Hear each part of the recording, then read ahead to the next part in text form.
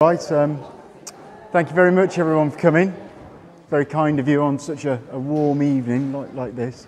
Yeah, we had our wedding reception in here, but it was February 2009. I don't know if you'll remember. It was about 2-3 foot of snow on the floor, and yeah, a bit more pleasant than this. So I really appreciate it. The problem with this talk is that when you normally give a talk, you have an idea. And my job is to kind of implant that idea in your head. This is just facts. And facts in a warm, slightly humid hall isn't, it's not always the easiest thing to kind of get. So I have printed out some books there. If anybody wants some, I think we've got some left over, and Kaylee will come round with them. And if we run out, I'll just print some more up. We're just doing them for the cost of printing because really, it's all about facts. So does anybody want one? If you stick your hand in the air, Kaylee will bring some round. They're just essentially the notes from what we're going to go through tonight. So I'm sure we've all sat in presentations where it's a bit like death from PowerPoint, unfortunately. I'll try and steer away from that. What I'd like to do is kind of rattle through it because, I reckon an hour or so should do it. But if you've got any questions or any personal kind of experiences you want to talk about, just stick your hand in the air and we can chat about it.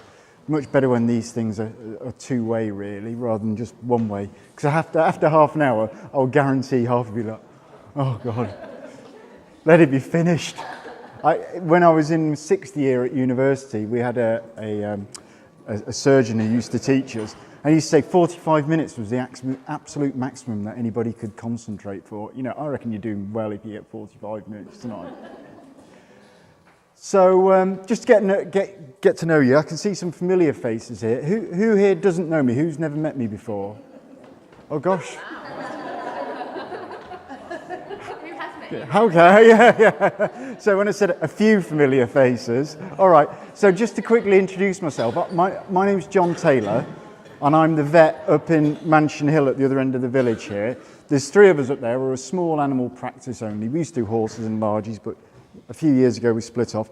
Myself and my wife Angela set the place up back in 2005. It was a wedding dress designers, and Angela was working up at the Royal Ag Showground, and we fancied going on our own, and nobody else would employ me, so I thought, well, why not? And yeah, it's been great, and the village has really taken us to our hearts, and it's fabulous, and it's really nice of you guys to come up here to the boonies to come and see about the first aid. So I've been in practice now for nearly 20 years. I was in the army to begin with. I was up on the foot and mouth disease crisis. I did a fair amount of human first aid, battlefield advanced trauma life support, and advanced resuscitation techniques when I was at Sandhurst, and then when we went out to Aldershot. There's quite a lot of the stuff kind of goes over between the two of them, and but what I want to get over to you tonight is the point of first aid is to prevent an animal getting worse. If nothing else tonight, if you take that away, if you can stabilise an animal until you can get it to professional help, then you've done your job. Okay, so I'm not asking you to become diagnosticians, I'm not asking you to become advanced lifesavers, anything like that. It's about recognising problems and knowing what to do to stop those problems getting worse. So we'll talk about the principles of first aid, how you can prepare yourself. We've put some first aid boxes together back there. Conditions which really need immediate attention, because when I get called at 2 o'clock in the morning, quite often it's really sorry for calling you, I don't know whether I need to bring them in or not, that sort of thing. Stabilisation whilst waiting for help, and again, stop me anytime if you've got any questions. So perhaps the most important thing that you can do is call a vet. I know it sounds ridiculous, but people really seem to be, I don't know, we're all British, aren't we? And we think, well, I don't want to bother the vet, he'd probably be asleep, he'd probably be drunk, something like that. All vets are legally and ethically and through the Royal College are professionally obliged to offer an emergency service. Now, that doesn't necessarily mean from their surgery, But if you ring the vet's surgery number, they have to have put in arrangements for an emergency out-of-hours cover. It may be the phones are diverted to another practice, if it's a practice share. It may be that some of the practices divert through to Vets Now. It might come straight through to my mobile. And, you know, we're all obliged to offer an out-of-hours service, okay? So if you are on holiday or in some other part of the country and something goes wrong, just Google, first result, dial them, because you'll get free advice there and then. It doesn't cost you anything. There's no 0898 numbers or anything like that that I can think of. You'll be put through to a vet, and that vet will be able to help you and make some decisions. So that's the first thing, okay? This is another thing that we find. Call the listed number. Quite often, for instance, on my out of hours, it'll say, sorry, we're closed now, John's on call him on 077 65256 and that's my mobile. People call through, and then they store my mobile, and then sometimes I go on holiday, because I do have a life occasionally, and I get a phone call when I'm on holiday, and I say, I'm sorry, I'm in sunny Skegness at the moment, I can't help, I'll try and put you through. It just adds a layer of complexity to it. I might not have my phone on me, you know, I might have left it at home. Phone the number that's listed, the landline number, and don't rely on Facebook messaging either. It sounds silly, but this happens sometimes. And I come in the morning and someone says, I tried to call you last night. I said, well, Ewan had the phones last night. The phones are going through to Ewan. So phone the number that's on the website or wherever, or on the Find a Vet Royal College site. So getting into the principles, and this applies very much to, I suppose, to humans as well. First thing to do is to ensure the safety of yourself and others. Very easy when you come into a first aid situation, kind of panic, rush in there and put yourself in a dangerous situation. I've done it. I was looking after a greyhound. This is 10 years ago or so, and the greyhound was supposedly okay to be let off the lead. So we let him off the lead. It ran and jumped into the Cherwell, which was in full flood at the time. And I waded in, but the Cherwell's deeper than you might think, actually. And we were both swept off down the river. And, you know, I've done this lecture. I mean, I don't know what happened. It just comes over you. You know, the sight of an animal in pain and distress, you just lose, it's like a child, and you just lose all sense of proportion. And in my last practice, last but one practice down in Sudbury, a guy lost both his dogs into the local river, and he was swept away and killed, unfortunately. So it is possible. So you've got to take that breath and think about things logically, okay? Preserve life, prevent deterioration, as we were talking about, prevent suffering, reduce pain, aid the animal until a vet is able to take over, okay? So we've talked a little bit there about drowning. You know, ask yourself, are you going to get hurt or injured? You know, if you plunge your hand into the fire, or if a dog is stuck to an electrical socket, are you going to get yourself injured here, okay? Is there a risk to the animal or to other people? So if the dog has been run over in the middle of the road, is it safer to just drag that dog to the side of the road because there's 4 or 5 people now in the middle of an A road? Or is it better to try and get people to stop? You have to make these decisions on a sort of case-by-case basis. But the key thing to remember is, if an animal's been hit by a car, we all get very wound up about spinal boards and things like that. Far more dangerous for you to be sat with 60-mile-an-hour juggernauts whizzing past you. Much better just to drag it to the side of the road. It's just been hit by a car. You know, you're not going to do much else to it at that point. Okay? And in fact, interesting, looking at the evidence now for things like spinal boards, there isn't that great evidence that they actually help at all. So there you go. If they're on train tracks or on a motorway, you might need to contact the emergency services. So, for instance, horses getting hit on the motorway, that sort of thing. The temptation is to pull over and try and help. Again, traffic going past, you know, you're putting yourself in severe danger and other people in danger. Much better to pull to the side of the road, inform the appropriate authorities. And try and keep calm. You know, animals pick up on our emotions. So, you know, if you're flapping around, the animal will start to flap as well. This is a really key point, actually. An animal in pain can be very unpredictable and dangerous. So your sweet little cockapoo can turn into a raging demon from hell, which is, yeah, I mean, it can be surprising sometimes. They can just turn around and try and bite you. So the first thing we need to look at doing is emergency life-saving stabilisation. So what can you do there and then that is going to prevent that animal from getting worse immediately? If the animal's choking on a ball, and we'll come on to that, you need to relieve that choke immediately. If it's pouring blood all over the floor, how can you stop that blood? Call the vet, perform first aid. So immediate life-saving, call a vet, start performing first aid. Never give human medicines unless indicated by a vet, especially with cats. Cats have a really quite unusual physiology, and things like paracetamol will kill a cat, where it's fine for dogs. Some dogs can tolerate small doses of ibuprofen. Some dogs will get terrible hemorrhagic gastroenteritis as a result. So very tempting to give medication to relieve pain. There are things that you can give at home, but again, do it in conjunction with just talking to a vet. Don't offer them food or water in case we need to give them a general anaesthetic, because what we find is an animal comes into us very collapsed, someone's offered a bit of water, and then we knock them out and they just regurgitate all that water. It comes up and it goes into their lungs. So we want to try and avoid that. And then finally, drive carefully to a vet.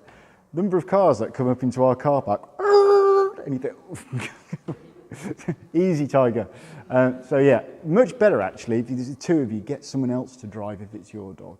Take your time. It'll take you maybe a minute more, but just take your time driving in. Note what happened. So when, where, how much poison did it eat? How fast was the car going? Did the car go over the body? Did it go over the head? Did it go over a leg? Was it connected to a 440 volt power supply, a building 110 volt power supply? How long had breathing stopped? How long was it in the water for? Phone ahead, because what we'll do is once we get this and we know you're coming in, we'll start to get the team ready. We'll clear everything out the way so we can get things going as soon as you come in. So there you go. Useful info for us. How severe is it? Time of injury, breed and age. So for instance, a flat-faced dog that's been stung around the neck or around the face needs to be seen if it's swelling up, because that could get into a breathing problem very, very quickly. Any other ongoing illnesses or medication. I think we've got some cards, Kaylee, haven't we, around? Do you want to maybe just pass them around? And these are little just wallet-sized cards you can keep in your wallet, and it's got a few of these principles on it and a few of the first aid things that you can do immediately, just as a handy, ready reference. Okay. So minimal first aid kit. So this would be the sort of thing I would consider putting in the back of the car if we were going to the beach. Curved scissors, non-adhesive absorbent dressing, bandage material, sort of vet wrap. Everyone knows about vet wrap. Surgical sticky tape, blanket bandage. That's a sort of tight weave, non-stretchy bandage. Open weave bandages, self-adhesive bandages, maybe a thermometer, and the number of a local vet. And then if maybe you're a dog walker or you've got a business doing this, you perhaps want to have a slightly larger kit in there. The absorbent gauze swabs are great for bleeding. The large towel makes moving big dogs really easy. You just kind of sling them between a couple of people. Foil blanket, again, just for dogs that are collapsed and getting cold. Elizabethan collar or boots to stop them chewing at things. Sterile gloves to keep yourself safe. Saline pods for washing out eyes or wounds, maybe a bit of hibby scrub. Tweezers. Tick removers, everyone's seen the tick removers, you can pop in and just wind them off. Washing soda crystals for inducing vomiting, because once something's gone down, sometimes I'll say, have you got any washing soda crystals? And everyone goes, what's this, the 1950s? And no, but if you've got some there, you can pop them down the throat and you can induce vomiting immediately. So what conditions do I think need immediate attention? These are things that Just call us. These need to be seen. There's no doubt about this. Okay, so breathing difficulties, yes, need to be seen. Blue tongue. Appendages, arms, legs, which are dangling or grating or very swollen. Hypo or hyperthermia. Everybody know the difference between the two? Hypo is low, so cold temperature. Hyper, high temperatures. You'll find that on the thermometer. 38.5 plus or minus half a degree is the standard cat or dog core body temperature. Poisoning. Poisoning's a whole gamut of things. So the other day I had a dog in which had eaten, it was a retriever, eaten about half a kilo of ant poison. But it was absolutely fine because the ant poison contains something that's in quite a modern flea repellent as well that we give to dogs. Absolutely fine. I've had a dog in, a large breed dog, that's had one 400 milligram ibuprofen tablet and it died overnight. It got huge gastric ulceration, it progressed into bleeding into its stomach, just completely unstoppable, and died, unfortunately. So poisoning is always a bit of a tricky one. I always say play it safe. If you're not sure, give us a call. So chocolate, that sort of thing. Chocolate is always at the top of everybody's lists, but I've yet to see a dog that's had acute chocolate toxicity. And my own dog came home. We came home one day and he's a lurcher, one of them's a lurcher, stole a large dark chocolate cake. So off down the surgery we went, induced vomiting, all the treatment. He came back the next day and the kids fed him a 1 kilo bag of raisins, which are dried grapes. Back to the surgery we go again, you know. Embarrassing, really, but it happens, doesn't it? Especially with children around. So yeah, if you're not sure, just give us a call. RTA, road traffic accident, especially where the wheel goes over the body, because quite often then we see crush injuries, especially ruptured spleens, so they can bleed on the floor. There's a maxim in trauma medicine which is 1 on the floor and 4 more. So if you're seeing, you can get bleeding, we all think of bleeding onto the floor, but you can have bleeding into the chest, into the abdomen, into the pelvis, and into the long bones as well. And that's blood that you can't see, but will still kill an animal. Stings around the face or the face and throat swelling, adenobites, toxin ingestion. So toxin's a bit different to poisoning. Toxin is something that causes severe irritation as it goes down. The classic one for that would be things like paint thinners or they've got acid in them. Yeah, it happens. Head trauma or a fall from height. And I think, extreme pain should be on there as well. Loss of consciousness because they might come round and suffer swelling of the brain afterwards. Severe bleeding, retching with no vomiting. Who knows what retching with no vomiting means? Yeah, but what condition do you know? Anyone got a big dog? What do we all get worried about when they've got? Yeah, gastric torsion. So the stomach we all think of is like a blind ending sac, but it's not really. It's like think of it like a carrier bag suspended on a rope, and it kind of comes down, and you've got the rope come down here, and you've got this carrier bag there. And then imagine you get that rope and you kind of flip it over, and it goes over, and it twists at either end, and it prevents blood getting through. So they feel sick, and they sit there and they retch, but they've got this twist, and they can't get any of the food out. Unfortunately, that torsion also means that blood can't get to the stomach, so the stomach starts to die off really quickly. Sudden abdominal enlargement. So basically the stomach suddenly going like this. Most common cause of that would be a ruptured spleen, especially dogs which have got an undiagnosed splenic tumour. So suddenly they just go, oh, and they look really flat, and everyone always says, oh, their stomach looks as though it's inflating. That's blood accumulating in the stomach. Unable to urinate easily. So these would be cats and dogs which have got a stone that has somehow managed to get blocked in the penis, especially in males. Dalmatians are particularly prone to this, and male cats as well. So they look like they've got cystitis. People say, oh, we've been straining to wee for a day or so. I bet he's been straining to wee for a day or so because he just can't get the urine past there, but it looks so much like cystitis.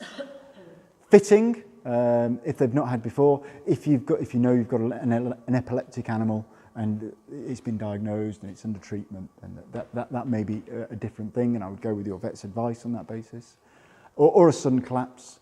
Unable to stand or malcoordination, we get a few of those come in, and occasionally it's because they've had some illicit drugs that they've found at home. There's been a party going on and the dogs come along and just hoovered them up. Generally not a problem, but they sometimes need a little bit of help along with that. Severe vomiting or diarrhea with blood in, especially in young animals, they dehydrate really quickly. And I'll emphasise it again, if in doubt, ring us, it's free. And we will give you specific advice there and then at the end of the phone. Right. So, bleeding. Do you all have a basic understanding of the difference between arteries and veins? So arteries are high pressure, veins are low pressure. So venous bleeding, it looks kind of purpley, like this kind of colour. You will know if you've hit an artery. Basically, people ring up and say, I don't know if you've hit an artery or not. Well, it's not an artery if you have to ask that, because if it's an artery, it will fountain. It looks just so dramatic. And I've tried to put on here, this is the characteristic pulse, pulse, pulse, pulse, pulse, pulse, pulse, pulse, as the blood fountains out. Okay? Arterial bleeding is a different beast altogether. It can be really difficult to stop sometimes. Venous bleeding will generally stop just with sufficient pressure given at the same time, for some time. So the kind of bleeding that I get worried about is if they've been bleeding for more than 5 minutes, really should have clotted by then. If the flow is more than just a drip, you know, if you're thinking about more of a tap, you know, a constant stream of blood coming out, or if they're coughing blood, that's another sign that there's potential problem there. Bleeding is a lot. We get a lot of animals in with bleeding, and you know, the old maxim is a little bit of blood goes a really long way. So it's easy for a dog with a broken nail to make the place look like a butcher's shop, but that's not necessarily an emergency. That these are. So there you go. We talked about blood on the floor and 4 more. Types of bleeding: arterial and venous, we covered. Capillary is the kind of when you cut the end of your finger or broken nail, something like that. And then internal versus external bleeding. So internal bleeding that you might not see, yes, can be due to trauma, but rat poisons are particularly prone to causing this kind of issue as well. So if you've ingested a large quantity of rat poisons, the modern ones as well, they can tend to take a couple of days to get going. They can be awfully difficult to stop as well. Especially with vitamin K is the antidote to it, but it's very difficult to get hold of. So what are the signs of internal bleeding? Well, we talked about the belly suddenly swelling up. What other signs could we have? Well, maybe it's in the chest and they start to breathe a little bit faster because they just can't get the air in and out of their lungs quickly enough. If it's into the pelvis or the long bones, it'd be really tricky to see. We're looking at pale gums. Where's my laser? Not working. Pale gums, rapid, weak pulsing. So basically, when you feel for the pulse in the femur, and I would urge all of you to go home tonight and have a fiddle with the dogs and try and feel where their pulses are. But essentially, you're looking in this sort of region here. It goes from a sort of thud, thud, thud to more of a th, th, th, th, th, th, th, th. Because what the heart's trying to do, it's speeding up to try and maintain blood pressure. It's trying to look after the brain more than anything else. So when you get loss of blood into a body cavity and you can't see it, that increase in heart rate is really, really important. It's a really good early warning sign. Swelling of the abdomen or affected areas, shivering, low temperature, and weakness can all cause it as well. You may see all of these, you might see one of these. Generally, you'll see at least one. So what do we do for bleeding animals? Well, first of all, restrain them safely. I'm going to try and put on some practical demonstrations and do it in smaller groups, and I'll try and get emails out to people if you want to come to them. And we'll talk about restraining animals safely. But generally, if you're going to do something to an animal which is bleeding, it's painful because it's traumatized. You're going to need to do something to it. You're probably going to need somebody else to help you, because otherwise they whip their legs away, they turn around, they might try and bite you. So you want to restrain them safely. Firm pressure on the wound using gauzes, towels, clothing, whatever's to hand.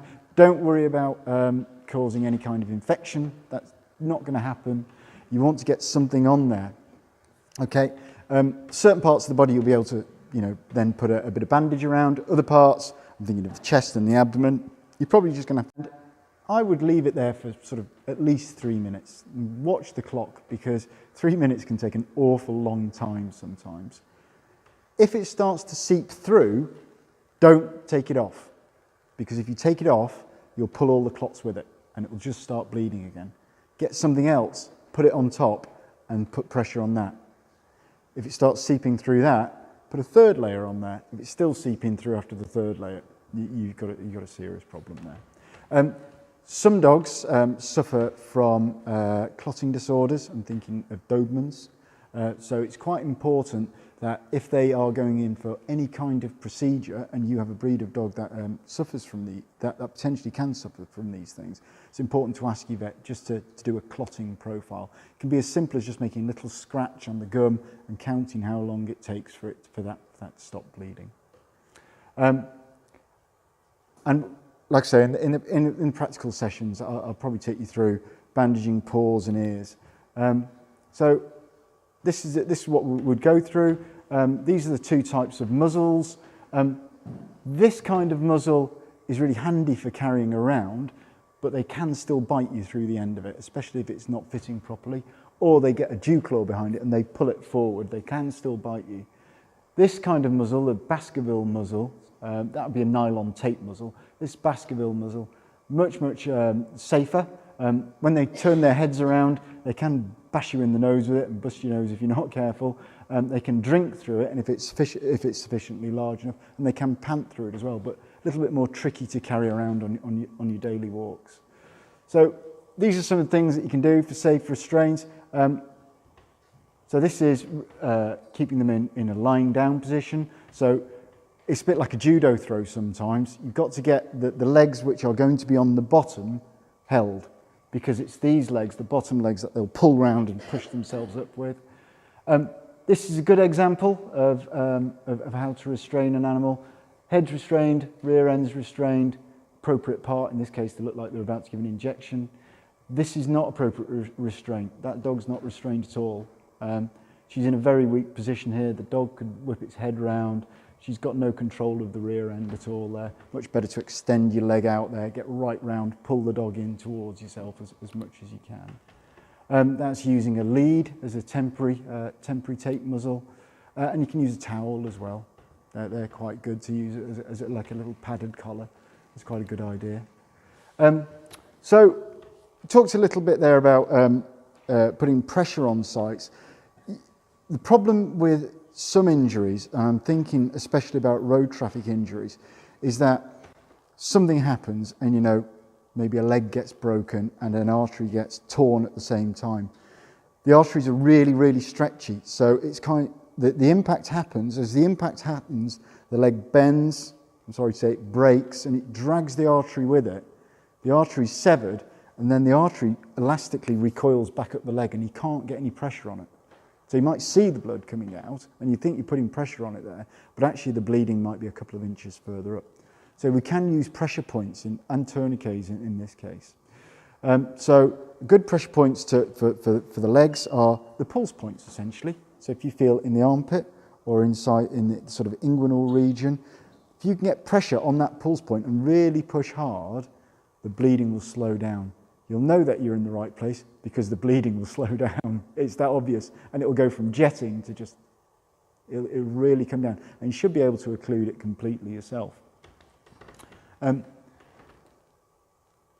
Principles of bandaging. I think it's a course in itself for vet nurses. Vet nurses are much better at this than vets. Incorrectly applied bandages can cause limb loss or even death, because what they do is they act like a tourniquet, and they're a tourniquet that's not taken off. If you're not particularly experienced with it, I would say always try and avoid bandaging as much as possible, because a lot of people don't know what the points of it are. Why are you trying to bandage? They see it as just a go-to thing, that this will help. In general, it's not going to help unless it's applied properly. What I would say that the only time that I do it at home is to provide pressure to stem bleeding. So tourniquet. So what you could do with a tourniquet is pack some bit of towel or something in under there, and then wrap a bandage around it as tightly as you can to stop that arterial bleeding. You are occluding the whole leg then of blood, so it's going to start dying. It will start dying as soon as you cut the blood off to it. You've got about 45 minutes or so, and then it needs to be released and reapplied just to flush the blood through. So pitfalls: too tight, too loose. They can rub, they cause sores. There's lots of different things to do. These are the signs that you put a bandage on too tight. Swelling of the paw, or distal. Distal mean at the end of the leg. chewing around the bandaged area, red or purple skin below the bandage, cold extremities or smell. Any vet that sends you home with a bandage should send you home with a list of things to look out for, because it looks perfect when it goes home, and then they break into the garden, they run round, and it looks like Nora Batty stockings by the end of it, and those kind of folds then start to cause problems. So it's kind of, you can see here there's some this is a home bandage. It looks pretty good, nice and cylindrical. There's some rubbing here at the bottom. You can see here as well the foot is starting to swell as well, so that means that blood isn't getting back up the leg. And then there's a few different types of bandages that we can go through there. I think they're in the book, aren't they? Somewhere. Right. Excuse me for a moment. Let's get on to the second part of the talk here now. This is the part of the talk where we talk about specific problems. Really sad story behind this, a choking dog. Again, I was out in Suffolk and I was called by somebody, panicked on the phone, say their dog, it was a collie, had caught a ball and it was now choking on the ball. Could she see me immediately? So she then hung up. I couldn't ring her back because she'd not left a number. The number was withheld. We drove up to the surgery, and by the time she got there, the animal was dead. Because we got like a couple of minutes, 3 minutes with choking. Yeah, you need to not panic. The two biggest mistakes there was she panicked and put the phone down, so I couldn't talk her through immediate first aid there and then. She was just focused on getting to the vets, it was going to be too late by that point. We could have talked it through. I might have been able to coach her how to do it. It's a good one to practice at home, this on your own animals. The second tragedy was she only lived 100 yards up the road from me. Anyway, so how to remove a stuck ball. So choking, I'm talking about not impalement on a stick or anything like that. This is a ball which has got lodged at the back of the throat. We all get very wound up about choking, but actually there's a very specific size of item required to choke an animal, whether it's a human or whether it's a cat or a dog. It has to be small enough that it fits down into the back of the pharynx, otherwise they can just get it out. But it has to be large enough to occlude what's called the rema glottidis, which is the space between your vocal cords. Because if it can fit between your vocal cords, it's probably going to go all the way down. And yes, that's not ideal, but you're going to be able to go in there with an endoscope and pluck it back out again. So it's actually a really specific size. So, something like a dice is going to cause a problem for a large dog in going to a lungs, but probably it's not going to be fatal. Whereas in a smaller dog, it might be enough to just get lodged in the larynx. And children have this problem, especially with seems to be like 10 Ps are really about the right size to get lodged there. So it's not going to be here at the front of the mouth. It's not going to be here. It's going to be here at the top of the larynx. That's where you're going to get the choke from. Okay. So if you imagine a golf ball here, which is about the right sort of size for me to cause a choke, you're not going to be able to get that out. And people try to get it out, but what you've got is perhaps a third of the surface of it, and it's slimy. It's covered in saliva. Sometimes you can get your finger around it, but actually most of the time what you do is you just jamming it further down. What you need to do is get your fingers here on either side of the larynx. Everyone do that? Just on the larynx there. Feel the top of the larynx. This is your voice box here, about here. Just at the top. Just underneath the angle of the jaw here. And you want to squeeze, don't do this bit, and push forward. Okay? You may well crack some cartilages while you're doing that, but better that than death. Okay? And it sometimes is really quite a hard push forward. So that's the manoeuvre that you're looking for to get that out there.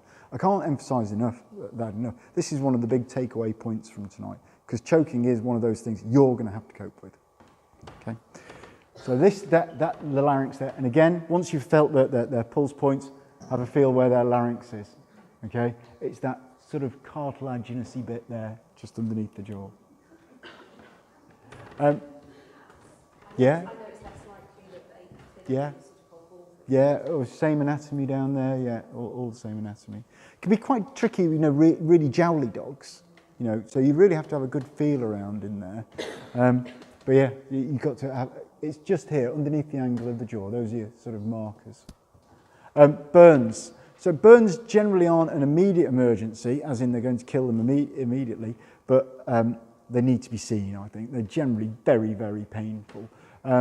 So burns break down into chemical, electrical and thermal. So by chemical, I mean a load of bleach or some caustic or acidic agent has been poured on them. Thermal burns, obviously heat. And then you've got the electrical burns as well. Generally, that's through chewing cables or someone's left an unsafe appliance around. So chemical burns and electrical burns present a hazard to you as well. You know, oven cleaner would be really quite a common chemical burn. It's quite caustic. If you start doing stuff with that animal and then start rubbing it in your eye, you're going to end up having problems as well.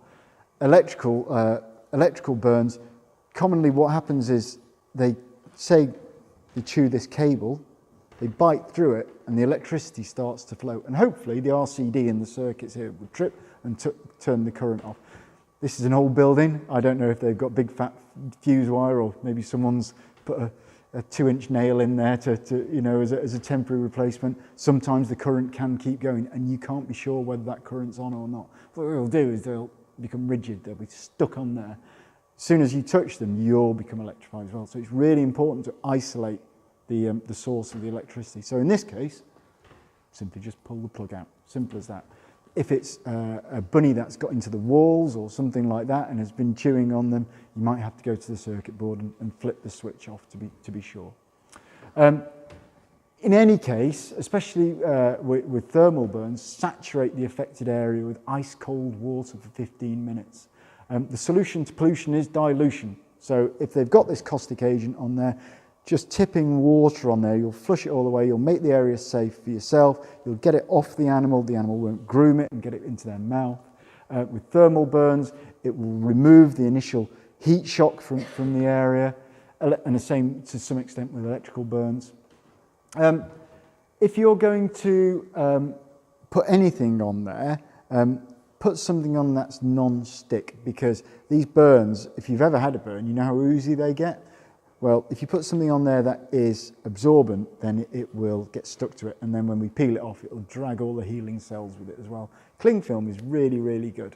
So, you know, for instance, and this goes for people as well, if you tip a load of hot water on you, flush it, and then just wrap cling film around it, because that's the easiest non-stick thing that you've got to hand.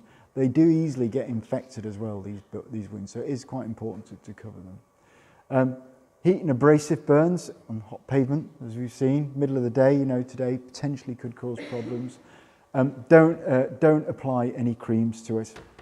And it's definitely an emergency if it's more than 1 inch square. There we go. Heat stroke. So this is particularly pertinent at the moment. I was chatting to you earlier on today, caught yet another two dogs in a car. Yeah. Crazy, isn't it? I don't know if some of you saw, I did a little video where I just tested it. I sat in a car and I watched the temperature. Right, I'm quite a fit guy, you know, I've done a couple of Ironmans, and I couldn't believe how uncomfortable it became within 10 minutes. The needle on the thermometer just rocketed. And it wasn't so much the absolute heat in there, it was the humidity. Just couldn't get rid of the heat at all. It just became, almost immediately became 100% humid. And then there was no, what they call evaporative cooling. You know, dogs don't sweat particularly anyway, but they wouldn't be able to get rid of the heat through panting. So clearly, prevention is better than cure. Interestingly, you were saying if you do see a dog like that, ring the police, take a photo, and tell them you're going to smash the window, then smash the window. Is that about right? Yeah. Okay. Yeah. And having it open a crack isn't enough either. You know, if they're obviously in distress, that they need to be taken out of there, because the crack won't allow much air movement through, and it's the humidity, the build-up of the humidity in there. It was like being in a hot shower, a really hot shower. So clearly sensible things, avoid taking them out in the direct sunshine, especially dogs which are very long-haired, dogs which are otherwise ill, have breathing problems, and brachycephalic dogs, so dogs with slightly shortened noses, bulldogs, pugs, Frenchies, that sort of thing. They all have some more problems. The first thing to do is to remove them from the source of heat and begin immediate cooling. So fans and water spraying on them. Now, there is a lot of debate at the moment around how much cooling you should provide, and it was always advised not to wet people or animals that had hypothermia, because it was thought that it would constrict the blood vessels, and all that hot water, all that hot blood would be taken to the core, where it would stay and cook essentially, and it wouldn't get the sort of the reddening, the vasodilation to lose the heat again. There's a study come out only a couple of months ago which shows the opposite, actually getting cool. In fact, they now say within 10 minutes, immersion in an ice cold bath is probably the best thing for a person suffering from hypothermia. I still wouldn't advise putting a dog that's got hypothermia into a bath, because there is a risk that they may inhale it. Much better to provide that evaporative cooling, so wet them and then get a fan on them, because what will happen is the heat of the dog will heat the water up, so the heat moves into the water on their side, and then as the water evaporates, it cools itself down. You get this evaporative cooling effect again. So that's a really good way of getting them down. A lot of people talk about wetting their feet. It's going to help a little bit, but it's not really enough for a dog that's suffering. They need to be wet all over, really. We will, when they come in, we'll tend to wet them, put fans on them, and then give them ice cold fluids into their veins as well. So is it now, with the change in research, like cold air as well? Properly overheated ones I stuck in the car with the aircon on. Yeah. And then, of course, the vets and they were like, don't have it too cold. So, yeah. But I froze her a little bit. Yeah, yeah. So, but now the advice would be it's cold. That would be, well, she was fine. So, but now it's okay to do that. Yeah, yeah. Colder the better. Wet and and the aircon going on it. Cool coat with me, so I stuck that on, stuck the aircon on, and left it there. Yeah, yeah, yeah. No, it'd be absolutely fine. Yeah. So, actually, hypothermia is much more dangerous than hypothermia, because proteins denature very quickly, and by denature I mean they lose their shape. So when you cook an egg, when it goes from the clear to the white, that's protein denaturing, and that is what will happen to the proteins in the brain very, very quickly. And it starts happening around about 42 degrees, something like that. It's only a couple of degrees off.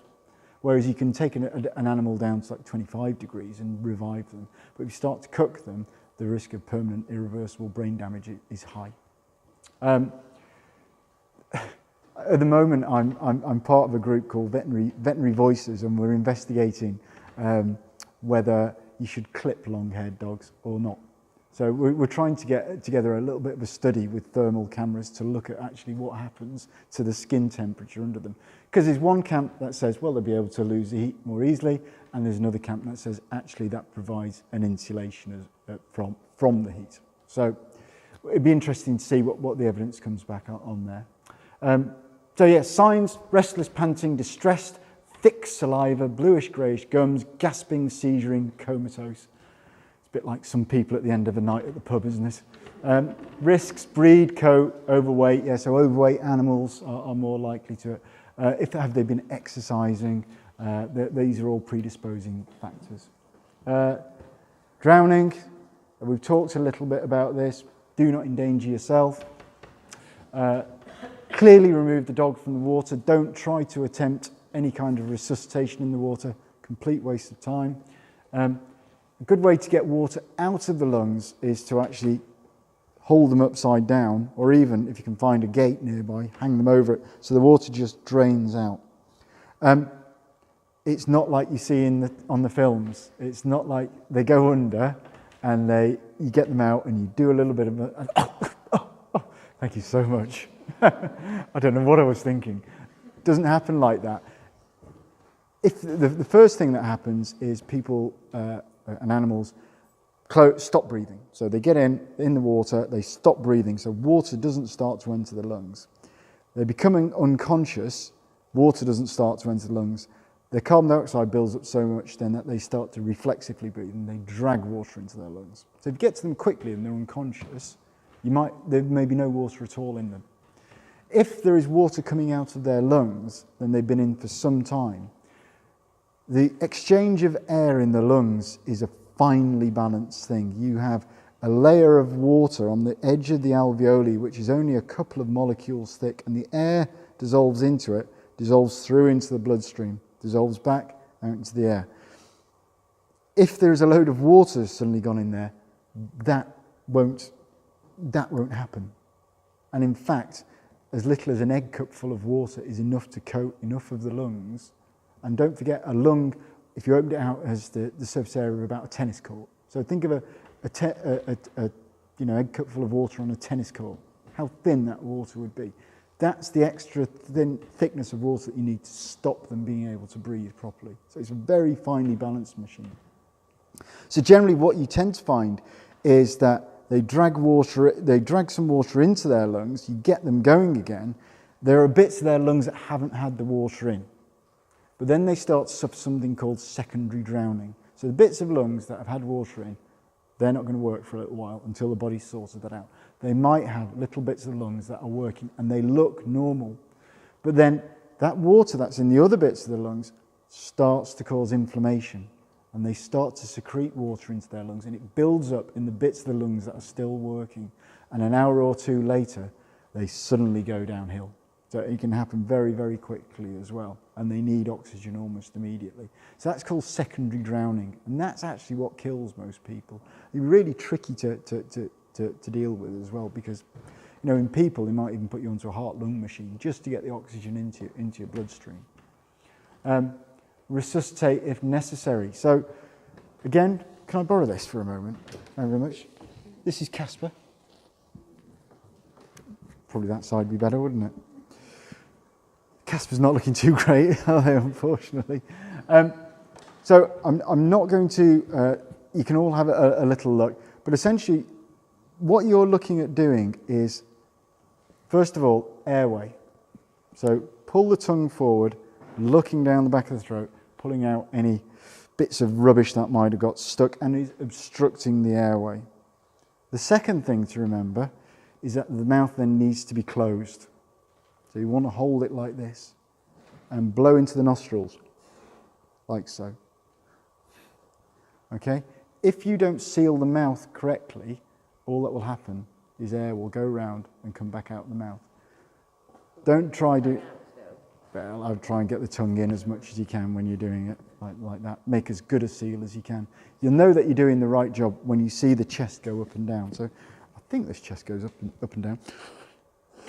Oh no, we've not put the bag in it, have we? No, the bag's out. But again, we'll get this out when we do a practical. So yes, making a good seal with the mouth and blowing into the nose. And you can go, and the chest should come up, and then just let it elastically come back down again.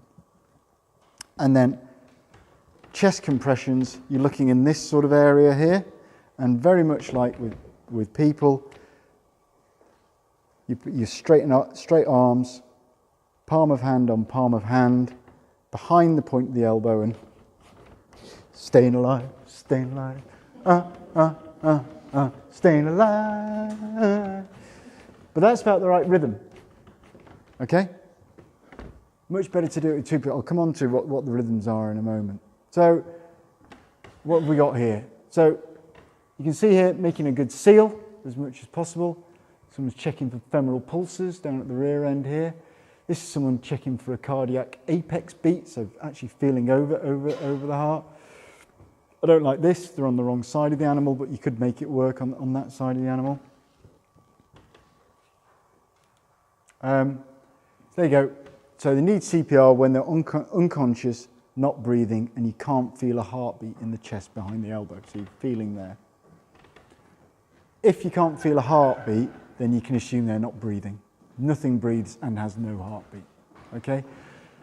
So don't delay getting them to us, but try and perform CPR on the way. CPR is very practical skill, and I have to say, if you're in a condition, in a position where you're having to do CPR, you're a long way down the road to having problems. I think the resuscitation rate for people is around about 9%. So if you need CPR in the road and it's being given by a member of the public, you've got less than 1 in 10 chance of surviving. If it's been done in hospital, it improves to about 1 in 4 chance, something like that. And that's with access to everything else that's going on. So if you're unconscious and you're not breathing and your heart stops, there's something seriously wrong with you. You know, the CPR will keep the oxygen going, but it's not going to fix that problem that's caused it in the first place. Sorry to be so down on it. Check on that point, actually, from a human point of view. Does everyone know all the villages now have these automatic defibrillators? Worthwhile knowing where they are. They're all on a code, and you should be able to go there and it'll tell you what number to ring to get the code. All you have to do is just literally stick it on, it works out what's wrong and fires off the correct impulses to get the heart restart again, or not if you've misdiagnosed it. Don't have them in animals, so you have to practice. So there you go. Open the mouth, pull the tongue forwards, check for obstructions. If breathing does not start, extend the head, hold the mouth closed, blow into the nose, 1 breath every 6 seconds. So 10 breaths a minute is what you're looking for. Little cards that you have there have all this on as well.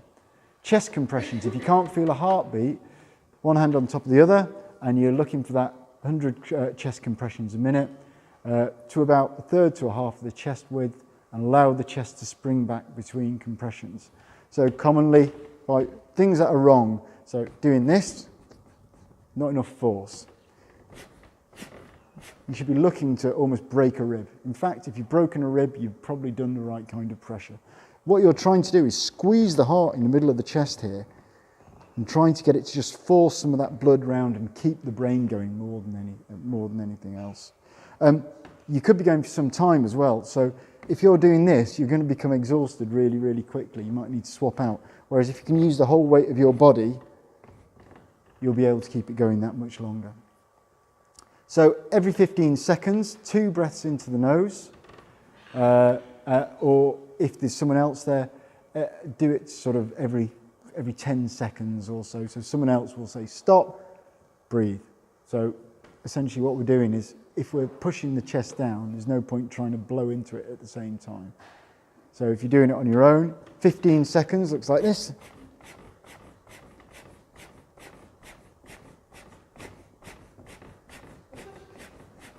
Don't know what that was. And then mouth.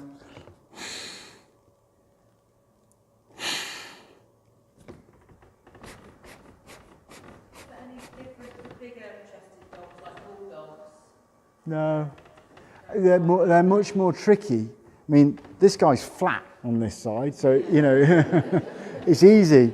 But if you put him on this side, you can start to appreciate it might be more tricky. With barrel-chested dogs, sometimes what I like to do is get something underneath the sternum, underneath the heart, so I've got something to really push down onto. Essentially, what you're trying to do is get that chest and compress it. That's what you're really trying to do. It is hard. It is much harder on a bulldog. You have to almost push harder with them.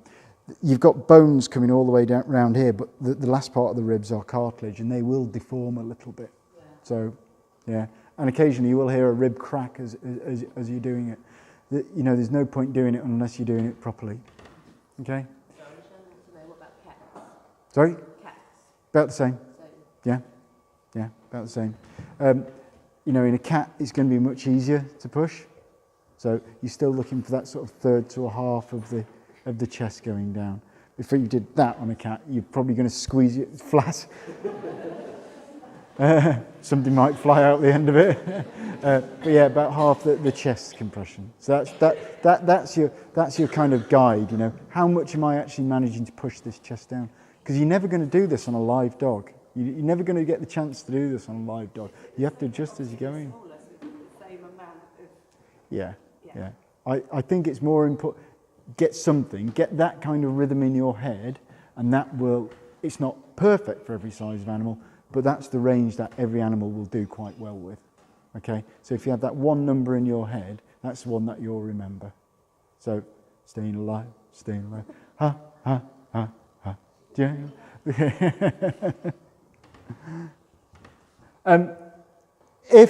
it's unsuccessful after 10 minutes, recovery is unlikely. Sorry to say. Finding a pulse, watching breathing. I think these are things that you should be practicing at home. Trying to find the pulse where we've been talking about.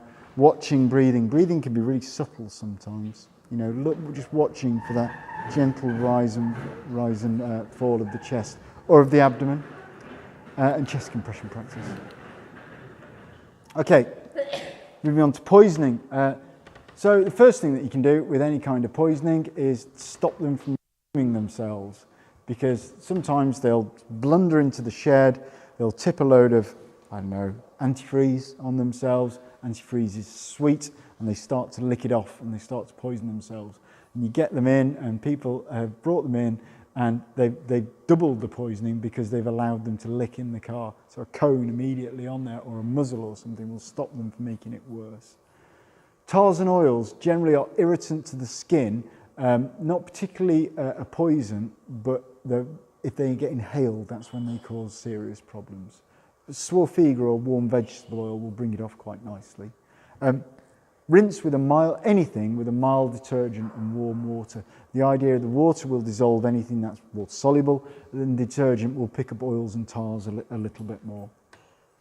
What's an example of a mild detergent? So a bit of fairy liquid, not a load of, just a couple of drops. That's all you need really. So eating toxic food medications generally requires rapid treatment, because what we need to do is get it out of them again. Generally what we do is we use a drug called apomorphine. We inject it into them. Within 10 minutes they're puking everywhere, and then we can feed them something like activated charcoal, which goes through the gut and binds onto the toxins as it's going through. There's very little that you can do at home. There's very little sort of antidotes you can do at home. The washing soda crystals will help to some extent. People keep telling me that very concentrated salt solutions can induce vomiting. You just end up with a salty dog, to be honest. So the third paragraph actually quite important. What was it? So I had this dog in the other day that had eaten a large amount of ant poison, but luckily enough the lady had the presence of mind to bring in the tin with her, and we could identify immediately what it was. We could look at the control of substance hazardous to health data sheet, and from then we could work out what the toxic dose would be, and we work it all the way back and say, actually we don't need to have people come in and say they ate a tin of something in the shed. I'm not sure what it was. Grandad left it there 50 years ago. Those are the really hard things to deal with. There are no, people often ask us, are there blood tests for toxins? There are, but they cost thousands. So, if you go for a tox screen at a hospital, they will do hundreds and hundreds of different tests on you from a blood sample. So much better if you can bring whatever it was with you. Anybody who comes out to the house and leaves, puts down rodenticide, rat poison, mouse poison, they should leave you with what it was. They should leave you with a data sheet for what it was. It should be protected from being eaten. It should be in one of these bait boxes so animals can't get into it. So if you don't want to ring the vet, you can ring the VPIS, Veterinary Poisons Information Service, which is an offshoot of the NHS Poisons Information Service, but they charge you 20 to 30 quid. And what they'll do is they will assess what it was. They'll be able to work out from a case history file what the lethal dose is or toxic dose is for that particular compound, and tell you whether they need to visit the vet. Or you can ring the vet and we'll do the same thing and tell you. So poisoning, here we go. Chocolate, yeah. Grapes, raisins. A lot of people don't realise raisins are grapes, really. The chocolate is very much a milk versus dark chocolate. It's theobromine in it that causes the problems. Anything that's got a lot of theobromine in, so anything that's very dark, cocoa powder can be quite bad for that. Grapes, it seems to be much more an individual response. It seems to be some kind of genetic problem with some animals with grapes. And you'll hear people say, oh, I've fed peeled grapes to my dog for years. Why are you feeding them peeled grapes? But they were fine. Whereas other people have given them 2 or 3 grapes. That has been the limit of some sort of Labrador-sized toxicity studies. 2 or 3 grapes have caused serious problems. Onions, cats, lily plants, the flowers of the lily. Onions, right, when they're cooked, they're not as bad. Yeah, no, they're not as bad. And daffodils, any of the alliums, is that right? Is that what they're called? Yeah, any of the allium family. Is that a mushroom? It depends on the mushroom. Like a human mushroom? A human mushroom should be all right. Yeah, you should be all right there. Slugs and snail pellets, yeah, they can cause problems. Metaldehyde in there. Antifreeze, it's not so much of a problem these days with modern sealed coolant systems in cars, but commonly around garages, especially when I always remember my father used to drain it off and put the antifreeze in. The ethylene glycol in there is basically it causes severe crystals in the kidneys and it just slices it causes renal failure. Anybody know what the treatment is for it? This is a home treatment. Vodka, intravenous vodka. Congratulations. Yeah, absolutely. Drink a lot of ethylene glycol at home, do you?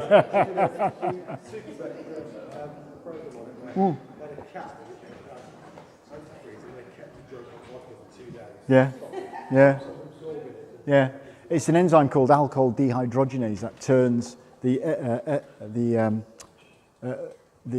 antifreeze into calcium oxalate crystals. So essentially what you do is you stop that from working by essentially keeping it saturated with alcohol.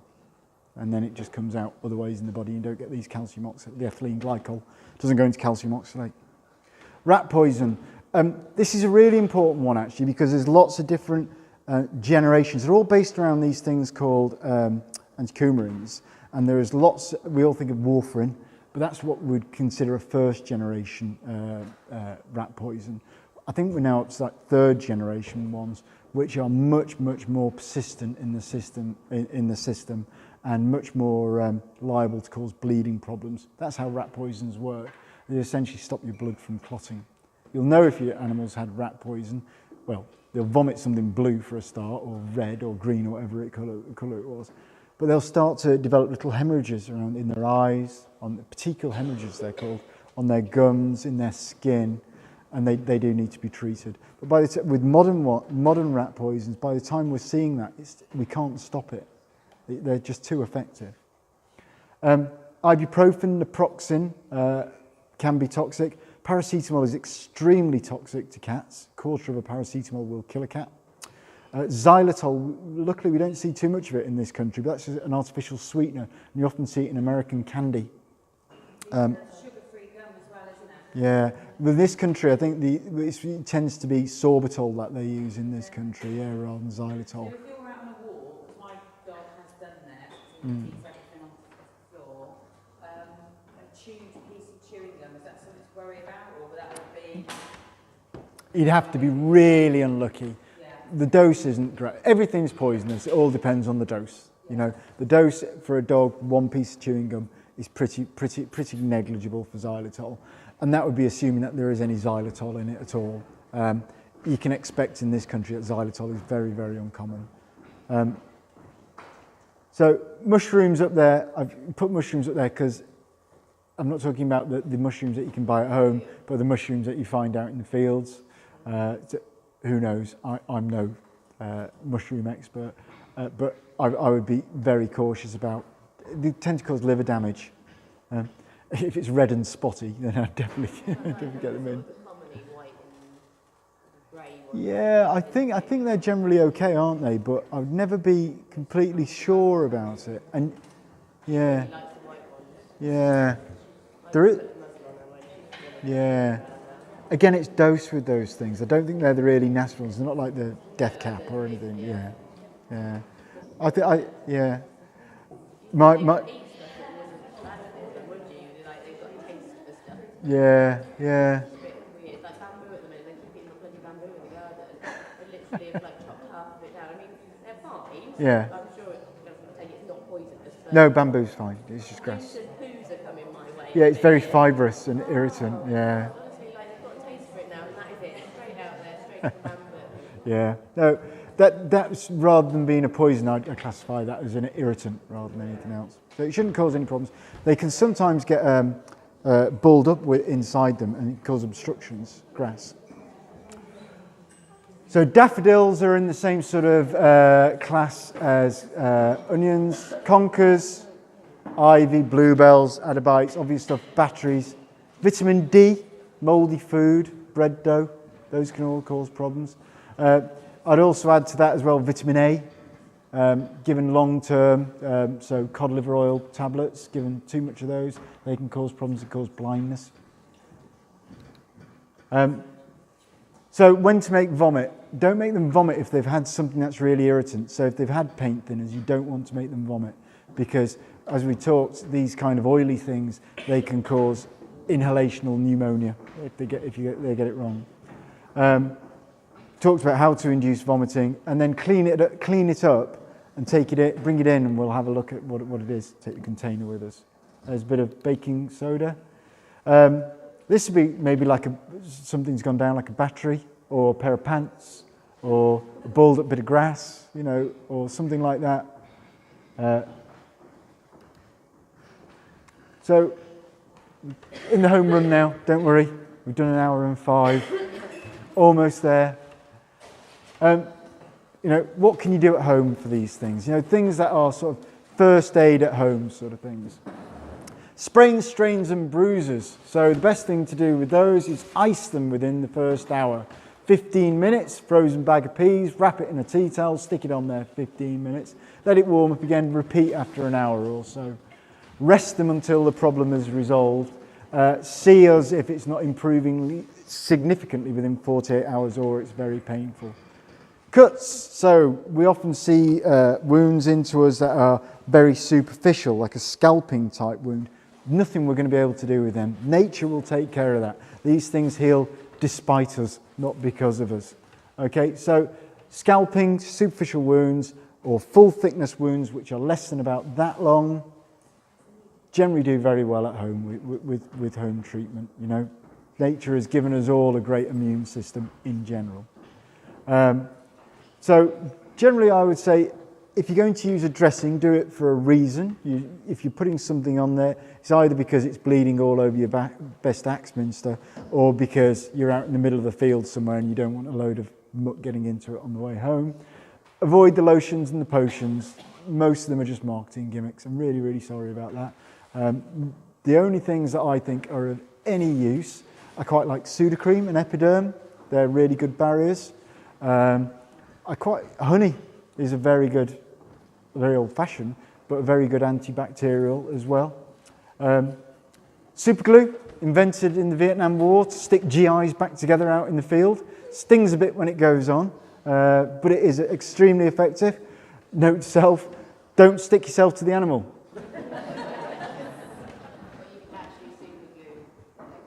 Yeah, well, you can stick what you need to do is just you dry it off completely. So say there's a cut on the arm, on the leg, you would apply a towel to it, or kitchen towel, get it dry, and then hold the edges together and just a little tiny blob of super glue, and it will hold it together. I think I'll just come to you.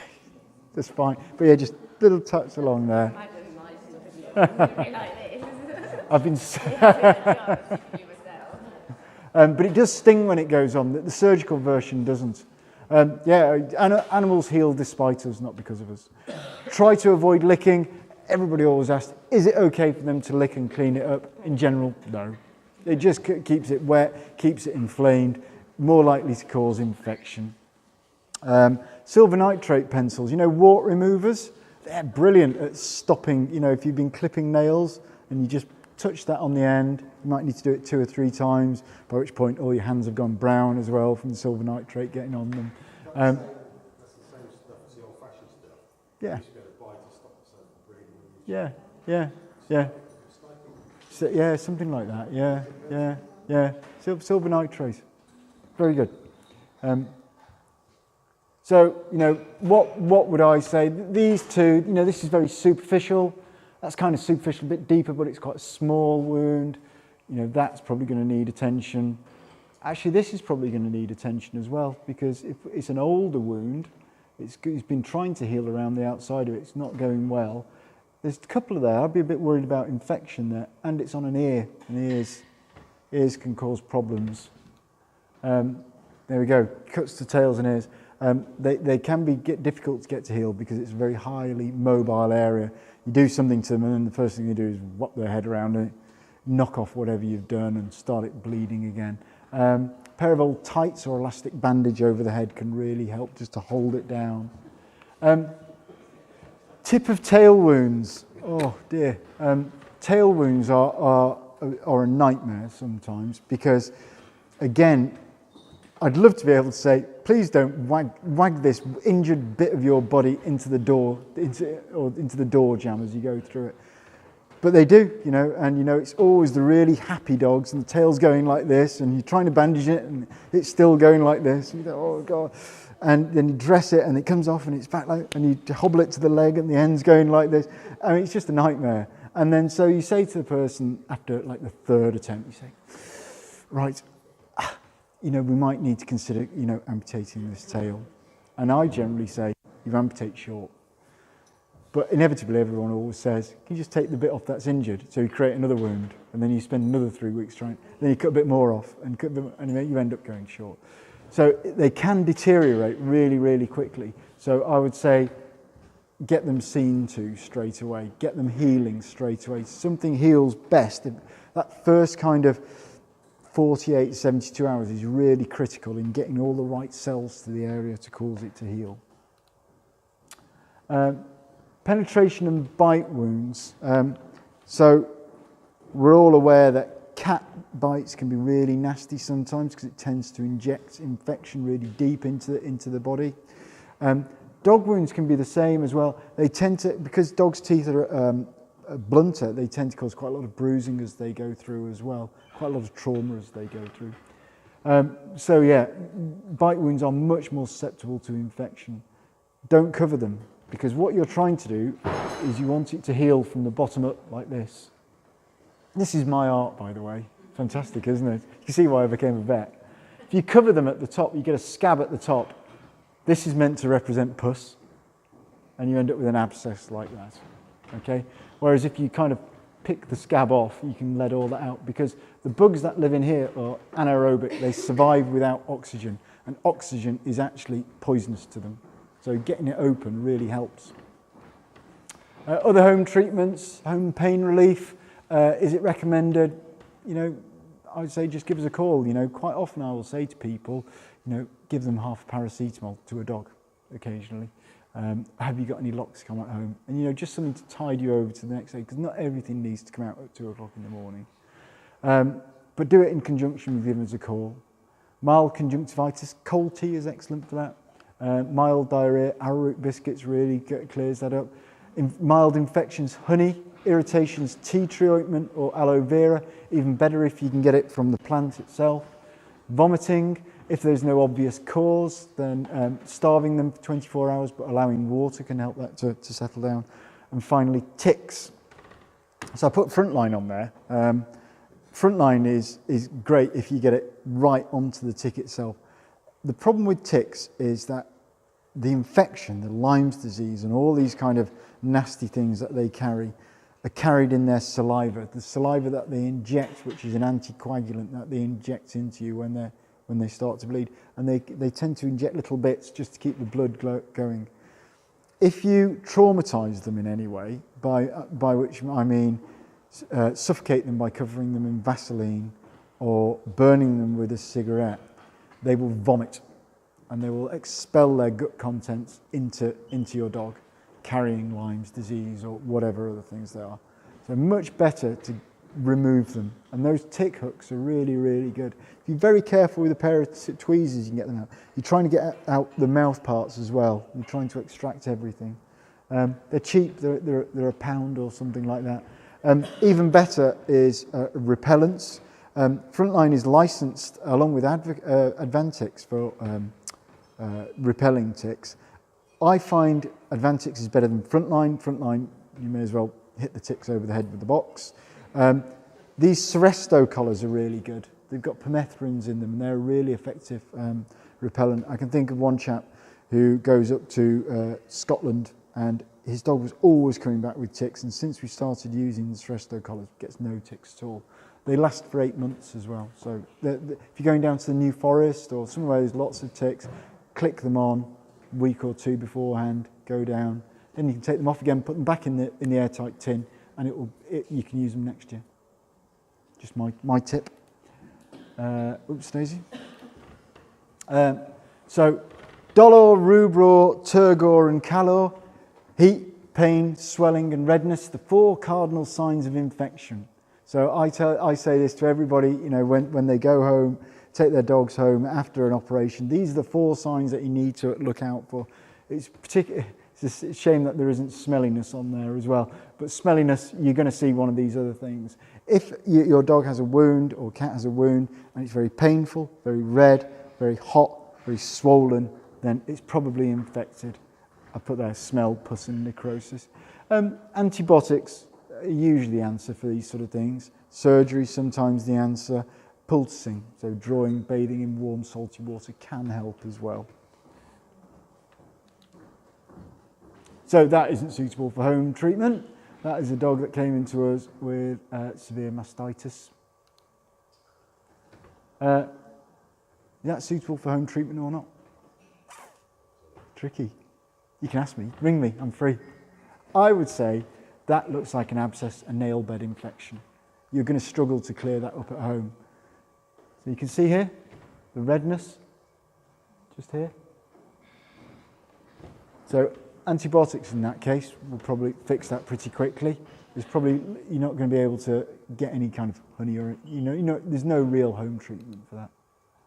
Fractures, I know, cute. So how do we know if something's broken? Well, it might be dangling, there might be bones hanging out of it.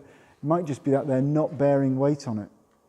A lot of people say to me, an animal... Well, for me, if they're not putting weight on it, they're not putting weight on it for a reason. And unless that reason is functional, i.e. there isn't the bone there to support it anymore, then it's almost certainly pain that they're not putting it down. So odd anatomy, an extra joint or a swelling on the side of the leg, one leg shorter than the other one. That can often be the case. Fractures aren't often, we all think of the classic long bone snapped in half type fracture, which can be obvious. Sometimes in cats it isn't obvious because they can get around pretty well sometimes. They're pretty stoic. And you need to look carefully, but it might be little fractures within joints, little fractures within the paws, within the carpi, ribs, that sort of thing. I think in general, again, bones do heal pretty well. And in cases like these little puppies, just adequate stabilisation and they'll heal really nicely. But I wouldn't try and do it at home. It does take a little bit of skill and experience. Be careful when you're moving them. Clearly they're going to be painful. If you can immobilise it, do, but don't go overboard when you're doing it. Support them. There was a case a few years back where the Royal College struck off a vet for moving an animal like this, and every vet in the country said, how many people have got stretchers at home? You've got to be practical. The guy, in fact, who got struck off was an African vet who left the country pretty quickly after and didn't appear to defend himself. But we were sufficiently outraged that we said, no, look, and the decision was overturned because this is actually an acceptable way of moving an animal. Picking up an animal like, if you don't have the proper stretcher, picking up an animal like that is absolutely fine.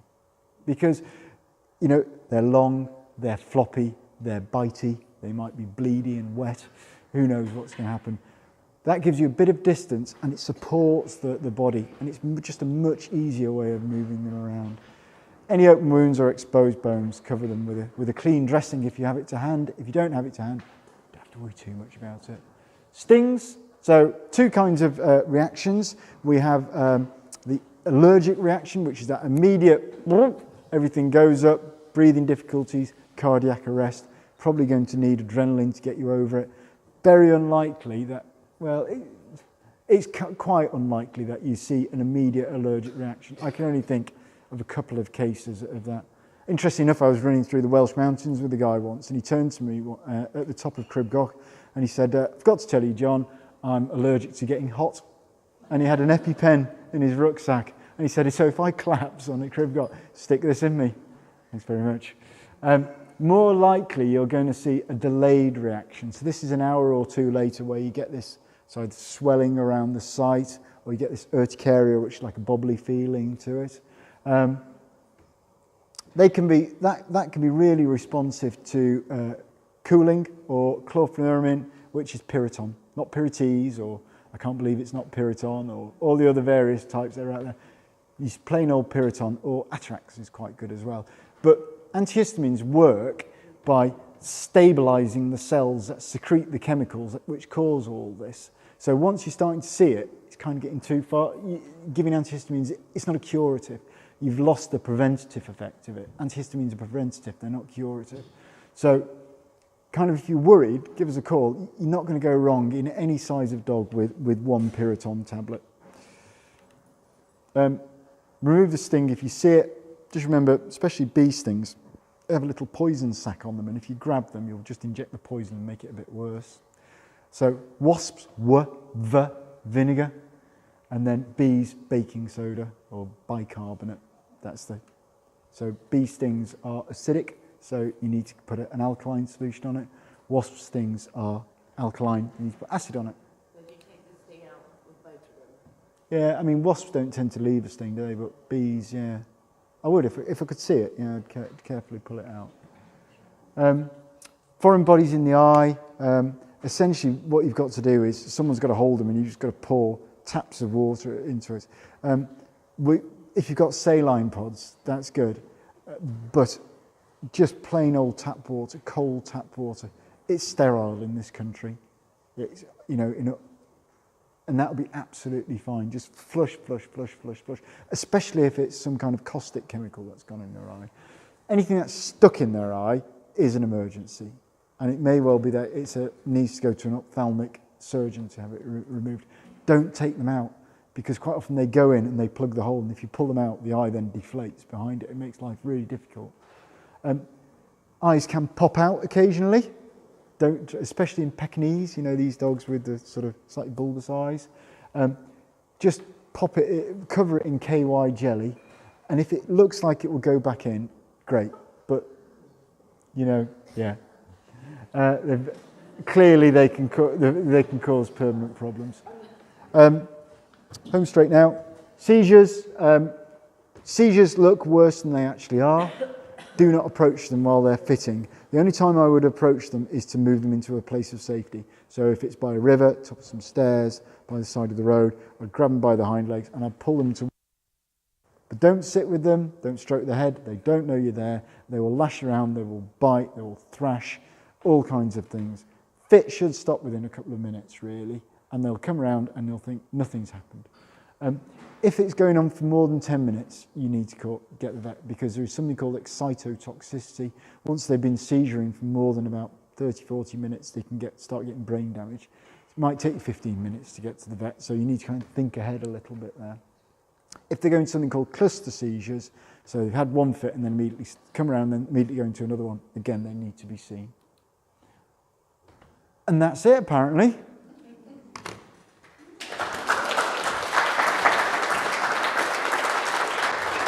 So I said it would take an hour, and it's taken almost an hour and a half. I'm really sorry about that.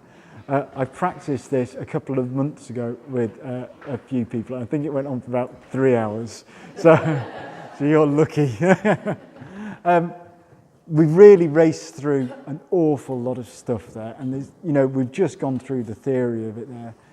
Is there anything that anybody feels wants just expanding a little bit, or anything that I've not covered particularly? Any questions? Yes, Julie. Oh. Mouldy dough. Mouldy bread dough. Yeah. Bread dough on its own, it's not going to be particularly great for them, but it's not poisonous per se. Yeah, I think it's mouldy bread more than anything else. Yeah, mouldy bread. Yeah. Is there another question? Yeah, I was going to say to you, when you said about reducing vomiting, yeah. I've seen things about hydrogen peroxide. Yeah, Well, hydrogen peroxide is an irritant, and it comes in a lot of different strengths. I've seen it described. I'd be a little bit cautious of it, purely because if you've not got the right percentage solution, you could cause you could burn them. If they're sort of choking or they're vomiting and they inhale hydrogen peroxide, it can cause serious problems. That's all I've seen for inducing vomiting. Yeah. So I've seen some vets recommend it. I've always been a little bit nervous of recommending it, I must admit myself. I've seen it as well, you say mustard. Yeah, mustard mixed with salty water. I tried it. I get very little. It's so foul. It's just a nightmare trying to get in the required amounts to cause the vomiting. And let's face it, you're trying to do this with a chocolate Labrador. We've got a chocolate Labrador in the surgery, which so far eaten Bluetooth headsets, D-cell batteries. It's eaten light bulbs, and it's eaten an entire fence panel. Like a wooden fence panel. Fine. Never induced vomiting. It's fine. Incredible. Do dogs generally eat, like I say, my dog eats berries and stuff when we go for a walk. Are they doing that because there's something lacking in their diet, or they're just doing it because it's... They can do it. They can do it because it's tasty. They can occasionally. They do have some micronutrient diets sometimes. Yeah, that's usually a sign of. It can be. We call it pica. It's called a depraved appetite. It can be a sign of a nutrient deficiency, things like zinc and iron particularly. If you're feeding kind of your own home-brewed diet, that would be more likely than, say, like a formulated, good quality pet food. It can be a behavioural thing. It can be a response to pain or nausea as well. So some dogs feel nauseous and they eat grass to make themselves feel better. But then they're not vomiting? No. So they're managing to get rid of that feeling of wanting to be sick by eating grass or by. I don't know if you've ever felt like you're being sick, you start to salivate a lot and you start to swallow a lot of saliva, and that's the same sort of thing. Dogs have the same drive, but it tends to be eat grass and this sort of pica. When you cut the grass, like in this weather, when it falls up into really dry ball, they just go chomp on that in the field. Yeah. Some dogs are just daft, aren't they, as well, let's face it. Alabama rock. Yeah. So I've seen advice to wash your dogs. Yeah. I've seen advice not to wash your dogs as well. Okay. I do wash them because I'm OTT, but I think it was the people who specialise in it. Anderson Moores. Yeah, I think on their website it said not to wash them because it can cause more bacteria through washing them. Yeah. So I don't know. Okay. So the question is, Alabama rot. Should we wash their feet after coming back from a walk or not? And Sarah quite rightly points out that the advice is very mixed at the moment. So the specialists, Anderson Moores, who are coordinating the investigation into it, recommend not to do it. Other people are recommending to do it to get rid of any potential. I think we're into eminence-based medicine here rather than evidence-based medicine because we don't really know what's causing it, and you can argue it both ways. From like Salsey Forest, wasn't it? Yeah. Nobody really knows what caused it. We know what the effects of it are, causing the little tiny blood clots in the body, and it seems restricted sort of woods and forests and that sort of area. But we don't know whether it's fungal. There's some evidence it might be fungal, evidence it might be yeast, bacterial. Who knows what's going on there? So. I just want to go as if I'm washing them, I can see what's going on with their legs. Personally, I would say if you wash them well and you kind of dry them off, you've not lost anything because it's dry. So you've not created an environment in which you might get a bacterial bloom, but at the same time you've washed away anything that could be carrying. Yeah, so you get in there because it needs, you see these little cuts and ulcers on the ends of their legs.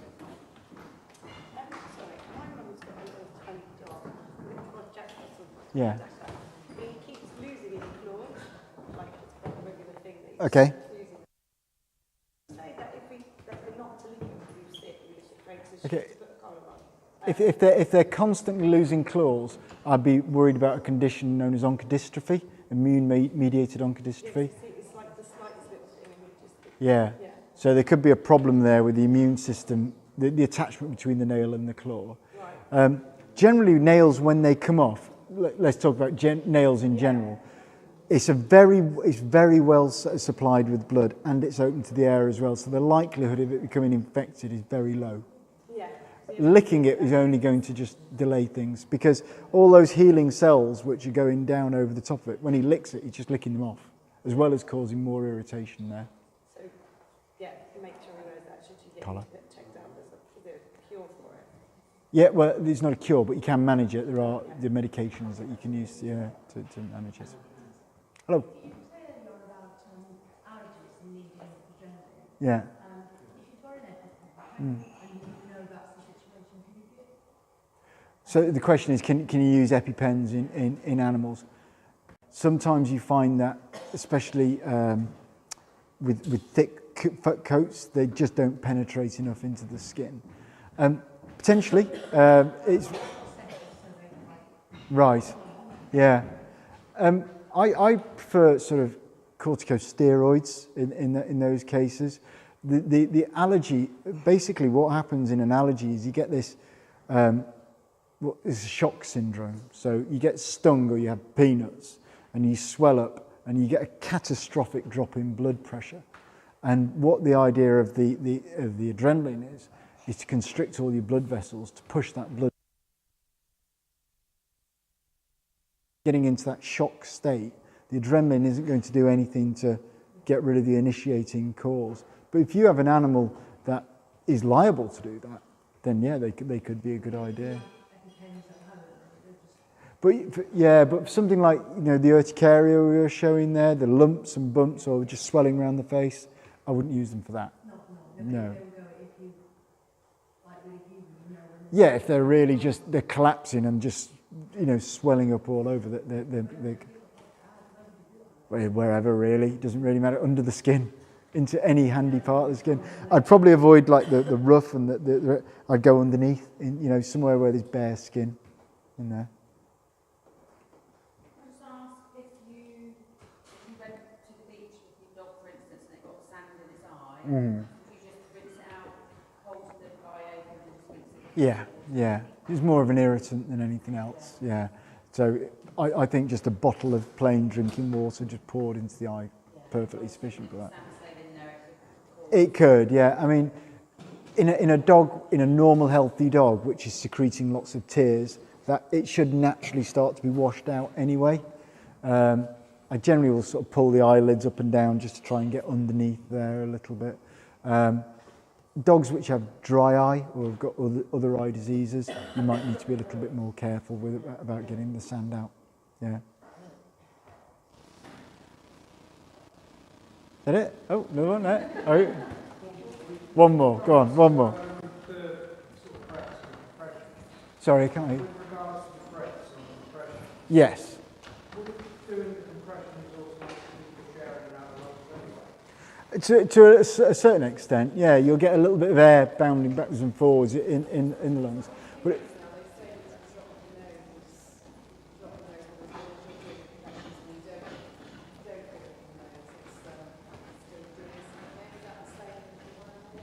the advice with animals is still to inflate their lungs.